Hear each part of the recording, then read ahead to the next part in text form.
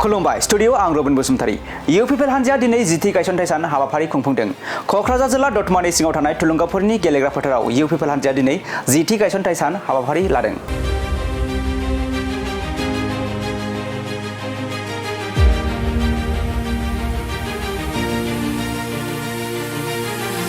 हाबाफारि बायदि फुंबिलि समाव इउपिपिएल हान्जानि फिरफिलाखौ बिरहोयो इउपिपिएल हान्जानि आफादगिरि एबा गाहाय खुंगिरि प्रमद बर' बिथाङा आरो मुंख्लंफोरनो बिबार बावजेनो आसामनि मन्त्रि उरखाव गोरा ब्रह्मआ लोगोसे गोजोन खौसेथिनि फारौ बिरहोयो।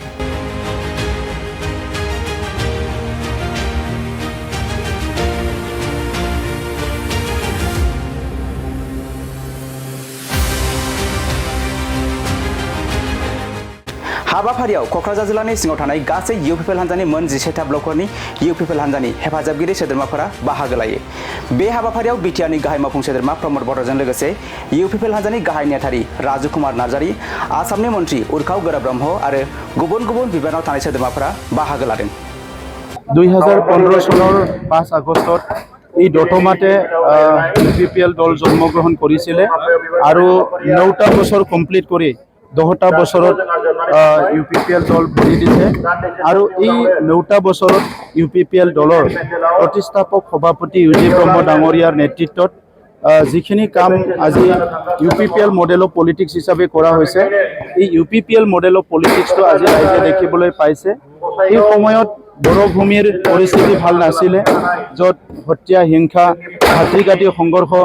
বিভিন্ন পৰিৱেশবিলাক বদলেণ্ড আছিলে। ইয়াত গণতান্ত্ৰিক যিটো বাতাবৰণ সেইটো ঠিক নাছিলে। ইলেকশ্যন আহিলে ইয়াত মাৰপিট হয়। এনেই নৰ্মেল চিটুৱেশ্যনতো বড়োলেণ্ডত মানুহে ঘূৰা ফুৰা কৰিবলৈ ভয় কৰে। জাতি জনগোষ্ঠীৰ মাজত সমন্বয় নাছিলে। তেনেকুৱা বহুত পৰিৱেশ বেয়া পৰিৱেশ আছিলে য'ত ইউজি ব্ৰহ্ম ডাঙৰীয়াই 2015 চনত ইউপিপিএল দলটো গঠন কৰিছিলে। কিন্তু এটা একান্ত মনেৰে এটা UPPL model of politics design কৰি যিবিলাক কেন্দ্ৰত দলবিলাকে কাম কৰে, ৰাজ্যত যিবিলাক বা আঞ্চলিক যি দলবিলাক কাম কৰে তাত কি ভাল হৈছে কি ভুল হৈছে কি কৰিবলৈ বাকি ৰৈছে এই গোটেই কথাবিলাক চাই পেলাই ইউপিপিএল মডেল অফ পলিটিক্সটো ডিজাইন কৰা হৈছিলে। আৰু ভাৰতীয় মানুহ হিচাপে ইয়াৰ নাগৰিকসকলে কি পাইছে কি পোৱা নাই কি দুখ আছে কি বেদনা আছে এই গোটেই কথাখিনি লৈ পেলাই ইউপিপিএল মডেল অফ পলিটিক্সটো আৰম্ভ কৰিছিলে। আৰু আজি আপোনালোকে দেখিবলৈ পালে স্বাধীনতাৰ পিছত যি সময়ৰ পৰা ঘাট প্ৰতিঘাত সংঘাতবিলাক আৰম্ভ হৈছে আজি প্ৰথম 5টা বছৰ আপোনালোকে দেখিবলৈ পাইছে য'ত বড়োলেণ্ডৰ বড়োসকলৰ লগতে সকলো জনগোষ্ঠীয়ে শান্তি সম্প্ৰীতি নিৰাপত্তা পাবলৈ সক্ষম হৈছে। দীঘলীয়া সময় আত্মনিয়ন্ত্ৰণৰ সংগ্ৰাম হৈ গ'ল আৰু সেই আত্মনিয়ন্ত্ৰণৰ সংগ্ৰামৰ দ্বাৰাই 3টাকৈ চুক্তি হৈ গ'ল। এই 3টাকৈ চুক্তিৰ পিছত আজি যিখিনি অধিকাৰ পাইছে সেইখিনি অধিকাৰ লৈ পেলাই সকলো জাতি জনগোষ্ঠীৰ লগত মিলিজুলি একেলগে আগবাঢ়ি যোৱাৰ কাৰণে ইউপিপিএল মডেল অফ পলিটিক্সটো ডিজাইন কৰা হৈছে। আৰু সেই হিচাপে চৰকাৰত অহাৰ পিছত আপোনালোকে দেখিছে যে সাংস্কৃতিৰ পৰা লৈ পেলাই ক্ৰীড়াৰ পৰা লৈ পেলাই অৰ্থনীতি উন্নয়ন যুৱ কল্যাণ সব কাম মহিলাসকলৰ উন্নয়নৰ কাৰণে খেতিয়কসকলৰ পৰা লৈ পেলাই সকলো শ্ৰেণীৰ কাৰণে ইউপিপিএল দলৰ চৰকাৰখনে কাম কৰিছে। আৰু অনাগত দিনত বিটিআৰ অঞ্চলৰ 35 লাখ জনসাধাৰণ আৰু 26টা জনগোষ্ঠীৰ কাৰণে ইউপিপিএল দল 100% সমৰ্পণ কৰাৰ কাৰণে আজিৰ দিৱসটো আমি সংকল্প দিৱস হিচাপে পালন কৰিছোঁ। আজি পুনৰ ইউপিপিএল দলৰ কেন্দ্ৰীয় কমিটিৰ পৰা আমি বুথ কমিটিলৈকে সকলো সংকল্পবদ্ধ হৈছোঁ যে অনাগত দিনত বড়োলেণ্ড অঞ্চলটো স্থায়ীভাৱে শান্তি কৰি ৰখাৰ কাৰণে সবকে নিৰাপত্তা প্ৰদান কৰাৰ কাৰণে সকলো যাতে সকলো অধিকাৰ পাব ইয়াত পাবলৈ সক্ষম হয় একেলগে আগুৱাই যোৱাৰ কাৰণে এটা পুনৰ কাম কৰাৰ কাৰণে ইউপিপিএল দলৰ পৰা আজি আমি এই প্ৰতিষ্ঠা দিৱসত আমি এই দিনটো আমি সংকল্প দিৱস হিচাপে ঘোষণা কৰিছোঁ। सान इउपिपिएल 10टा बोसोर पार खालामबाय बेयो मोनसे बिराद गिदिर देरहासारनाय आरो इउपिपिएलआ बे 10टा बोसोराव ओरैबायदि मोनसे गोख्रों मजबुत स्थिति मोनफैदों आरो जेरैबो जौगानाय लाबोदों आरो मानसिफोरनि गेजेराव शान्ति निरापत्ताजों लोगोसेयैनो हारि माहारिनि गेजेराव अनलायनाय आरो खौसेथिखौबो लाबोना होफैदों। प्रमद बर'नि दैदेननायखौ मोजां मोननानैनो दिनैहाय माने बिनि सायाव मोनसे आस्था लाखिनानै भारतनि प्रधानमन्त्री नरेन्द्र मोदी होम मिनिस्टार अमित शाह बिथांमोनाबो खुला आखाइजोंनो मदद होबोदों आरो आसामनि गाहाय मन्त्रि गिबि मन्त्रियाबो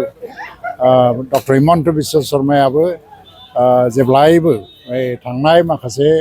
जि प्रमद बर'नि जि 4टा बोसोर शासनकाल बेवहाय मदद होबोबाय थादों। दिनै जोंनि थांखिया जाहैबाय मा दिनै UPPL खौ गावनो गाव हारसिङैनो आथिङाव गसंनानै गभर्नमेन्ट दानो हानाय मोनसे पजिसनाव लाबोनांगौ आरो बे फैगासिनोबो दङ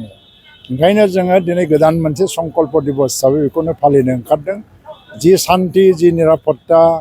आरो जि दावगानायखौ जों लाबोबाय बेखौनो रासिनबाव आरो स्पिड आप खालामनो थाखाय प्रमद बर'नि दैदेननायावनो फैगौ 5 बोसोरावबो 2025नि निर्बाचनाव जोङो बुरजाथार सिट हारसिङैनो मोनसे सिम्पल मेजरिटि बा माने एबसलुट मेजरिटि लानानैबाबो जों गभर्नमेन्ट दानांगौ बेनि थाखायनो जों संकल्प लादों UPPL दोलोआ बिटिसि हालामनि गोरलै अबस्थायाव दङब्लाबो बे जिथि गायसन सानाव दिनै गासैबो जाथि जनगोष्ठिया UPPL दोलोखौ सान्तिनि सरक मा होनो सान्तिनि दिङा खौसेथिनि दिङा आरो गोरोबलायनायनि दिङा होननानै बयबो गनायनानै लादों गतिके दिनैनि बे खौसेथिनि सान होननानै जों गायसननाय सान होननानै बुंनो हागोन UPPL दोलोनि गायसननाय सान फालिनायजों लोगोसे खौसेथि गोरोबलायनाय आरो जौगानायनि सान फालिनाय बायदिबो जों मोन्दों मानोना मोनफ्रोमबो हारिनिफ्रायनो रिप्रेजेन्टेटिभा दिनै रोजा रोजा बाहागो लाफैदों जोंहा UPPLनि दिनै जोबोद रंजानाय दिन जोंहा जिथि गायसननाय सान दिनै जों फालिगासिनो दं दतमायाव दिनैनिफ्राय 10 बोसोर सिगां 5 आगस्टआवहाय नैबे दतमानि थुलुंगाफुरियावनो जोंनि UPPL हान्जाया जोनोम मोन्दोंमोन जोनोम मोननानै दिनै जोङो 10 बोसोर जोङो दावबायबोबाय 10 बोसोराव जोङो थांनाय 4 बोसोर बिटिआरनि सरकार सामलायनायनि बिबानखौबो जों रुजुनबाय बिबान रुजुननानै जोंनि ओनसोलाव जोङो गोजोन गायसनबाय बयनोबो न्याय होनो जों नाजाबाय आरो जौगानायनि हाबाफारिफोरखौ मावफुंजोबनो थाखाय जों जोबोद अहरह नाजाबोबाय दिनैनि बे गोथार सानाव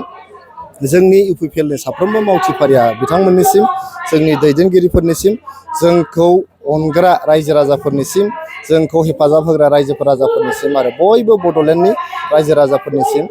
आंनि गोसो गोरबोनि गाहाम हामलायनाय जासिहरनाय जाबाय जोंथ' बिसायख'थिनि थाखाय जेब्लायबो साखाफारा जों बिसायख'थि फैबासो साखाफारा जायो बेबायदि नङा जों सानफ्रोमबो जिहेतु रायजोनि गेजेरावनो थायो रायजोखौ सिबिबाय थायो रायजोनि अननायजों जों जेब्लायबो हाबाफारिफोर मावबाय थायो गतिके जोंना बिसायख'थि फैबा बेबायदि स्पेसियेल जेबो प्रिपेरेसननि दरकार जाया जेब्लानि बिसायख'थि फैगोन होमबानो जोङो गेलेगोन आरो ग्रोम ग्रोम देरहाजोबगोन जों